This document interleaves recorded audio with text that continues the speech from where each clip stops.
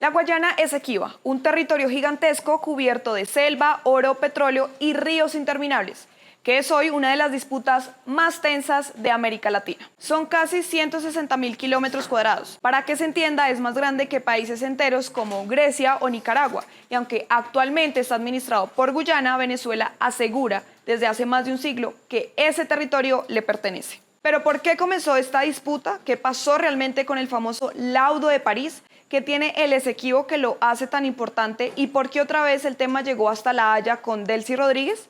Hoy vamos a entender una de las historias más complejas y sensibles de la política venezolana. Todo comenzó mucho antes de que existiera Venezuela y Guyana como países independientes. Durante la época colonial, España controlaba gran parte del norte de Sudamérica, incluyendo el territorio al oeste del río Esequibo. Mientras tanto, los británicos avanzaban desde la entonces Guyana británica. El problema comenzó cuando el Imperio Británico comenzó a mover sus fronteras cada vez más hacia el oeste. En 1835, un explorador alemán llamado Robert Schomburgk trazó una línea fronteriza para los británicos, que ampliaba enormemente el territorio reclamado por el Reino Unido. Venezuela rechazó esta línea inmediatamente porque consideraba que invadía territorio históricamente venezolano. Con el tiempo aparecieron minas de oro en la zona y la tensión explotó. Las relaciones entre Venezuela y Reino Unido se rompieron y el conflicto terminó en un arbitraje internacional en París en 1899. Ese arbitraje terminó otorgándole casi todo el territorio a los británicos. Ese fallo se conoce como el laudo arbitral de París. Pero aquí viene el punto clave. Venezuela sostiene que ese laudo fue fraudulento. Décadas después aparecieron memorias y documentos que sugerían acuerdos políticos entre árbitros británicos y estadounidenses detrás de la decisión. Caracas asegura que nunca hubo una representación venezolana real y que el fallo fue manipulado. Por eso Venezuela considera el laudo nulo e írrito, es decir, inválido desde el origen. Y aquí aparece otro momento importantísimo. En 1966, poco antes de que Guyana se independizara del Reino Unido, se firmó el Acuerdo de Ginebra. Ese acuerdo es fundamental para que Venezuela reconociera oficialmente que existe una controversia territorial pendiente. En otras palabras, el conflicto nunca quedó completamente resuelto. Desde entonces, Venezuela sostiene que la única vía válida es negociar directamente con Guyana bajo ese acuerdo, mientras que Guyana defiende que el laudo de 1899 sí es válido y definitivo. Durante décadas el conflicto permaneció relativamente congelado, pero todo cambió otra vez con el petróleo. En 2015, ExxonMobil descubrió enormes reservas de petróleo frente a las costas del Esequibo. Y eso convirtió a Guyana en uno de los países con más rápido crecimiento petrolero del mundo. A partir de ahí, la disputa escaló como nunca, porque el Esequibo no solo tiene petróleo, también posee oro, diamantes, bauxita. Además, estratégicamente le da acceso a una enorme fachada atlántica.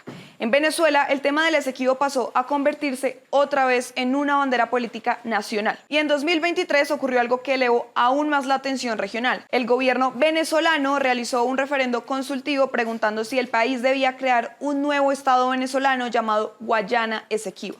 Después de eso, Venezuela anunció mapas oficiales incorporando el territorio y creó estructuras administrativas relacionadas con esa zona.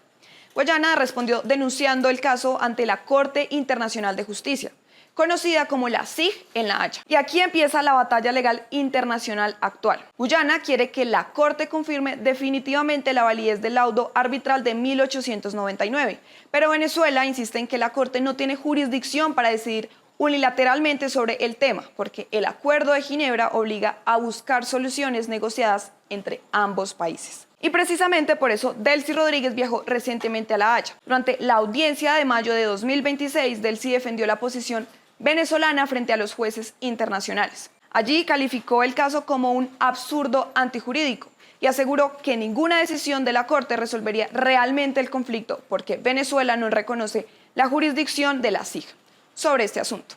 También insistió en volver al diálogo directo con Guyana y afirmó que Caracas presentó más de 3.000 folios de documentos históricos para defender su posición sobre el Esequibo. La audiencia fue especialmente simbólica porque fue uno de los primeros viajes internacionales de Delcy Rodríguez, desde que asumió funciones presidenciales tras la captura de Nicolás Maduro en enero de 2026. Ahora mismo la Corte Internacional de Justicia se encuentra deliberando. ¿Y qué podría pasar? Existen varios escenarios. El primero, que la Corte falle a favor de Guyana y valide oficialmente el laudo de 1899. Eso fortalecería enormemente la posición internacional guyanesa. Pero Venezuela ya ha dicho que no reconocerá una decisión que contradiga el Acuerdo de Ginebra. Segundo escenario, que continúe la presión diplomática para obligar a ambos países a negociar directamente. Y tercero, que el conflicto siga durante años mientras Guyana continúa explotando recursos petroleros en la zona y Venezuela mantiene el reclamo político y territorial.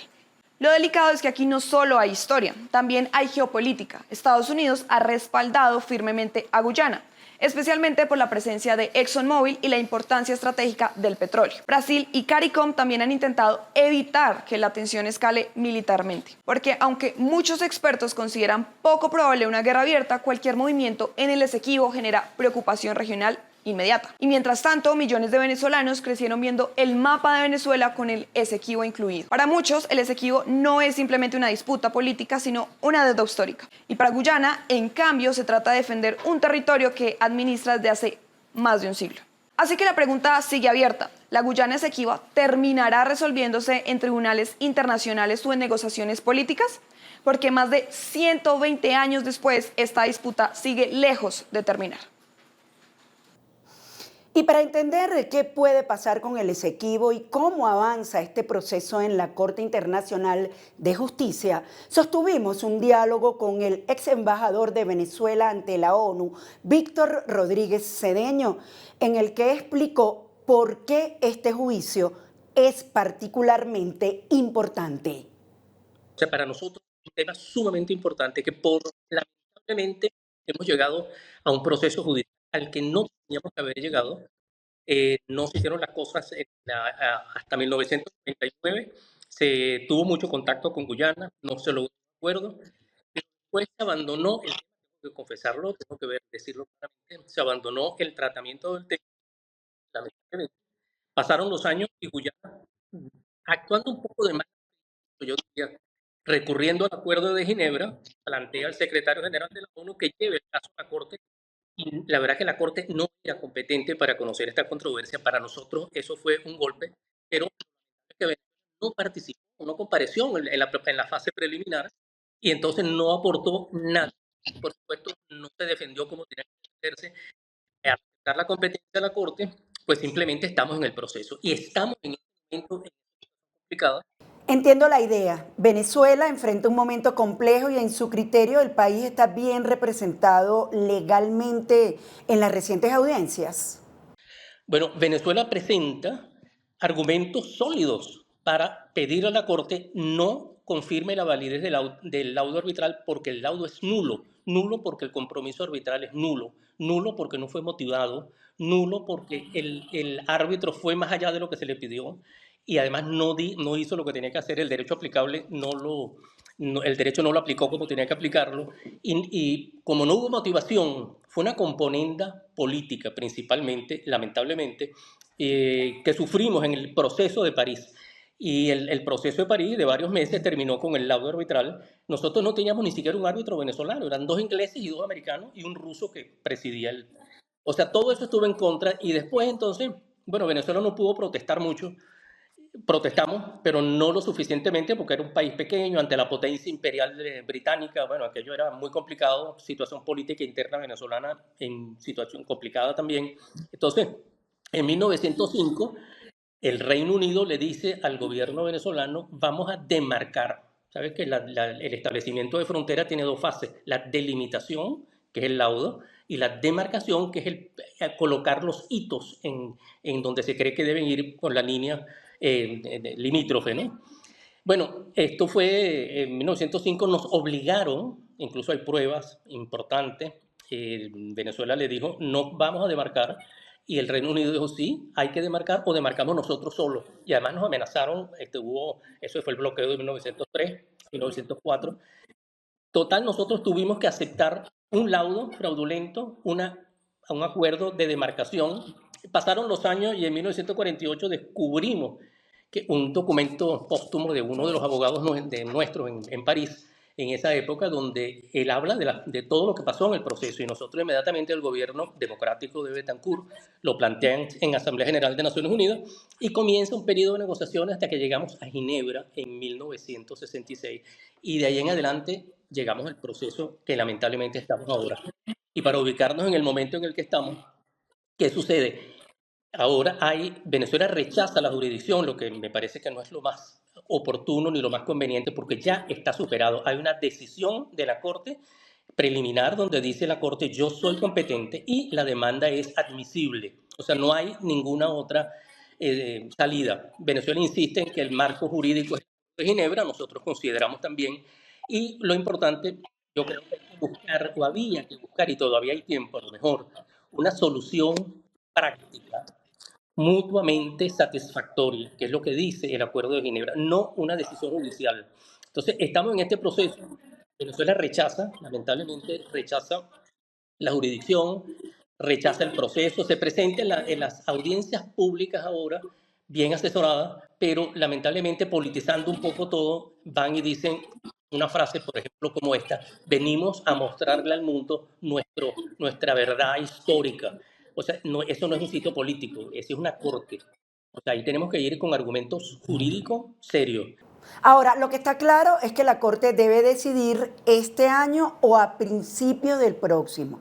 O ratifica el laudo de 1899 o se regresa al Acuerdo de Ginebra. ¿Qué piensa usted que pueda ocurrir cuando ha habido enfrentamiento y cero posturas flexibles por parte del gobierno encargado de Venezuela? Bueno, aquí hay que insistir en algo que es importante, pero yo no sé cuál es la capacidad que tiene el grupo que gobierna en el país en este momento. Hay una posibilidad de acercamiento, una posibilidad de negociar con Guyana. Estamos en un proceso, y eso no importa. Estamos en un proceso en los tribunales internos. Muchas veces, cuando hay un conflicto, digamos un divorcio, las partes hasta el final, bueno, en pleno proceso, de repente llegan a un acuerdo. O sea, no es extraño, y en la práctica de la Corte tampoco. Hay un caso de India-Pakistán de los años 70, donde en pleno proceso negociaron, se pusieron de acuerdo y se quitó el caso de la Corte y resolvieron por la vía de la negociación.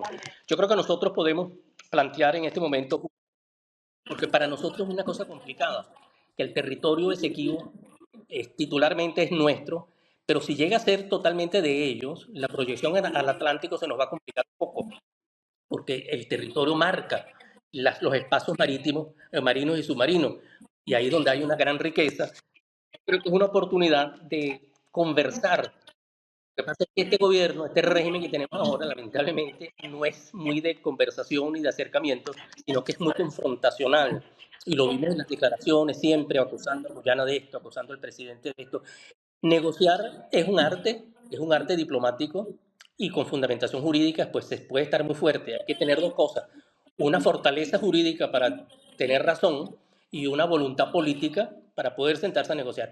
Yo creo que hay una posibilidad de negociar. Muchos dicen, bueno, Guyana no va a negociar porque tiene el caso ganado. Bueno, no lo tiene tan ganado tampoco, ni le va a ser tan fácil. Y además a Guyana le conviene una relación buena con nosotros, y para nosotros sería muy traumático una decisión de la Corte que nos quite el territorio esequibo.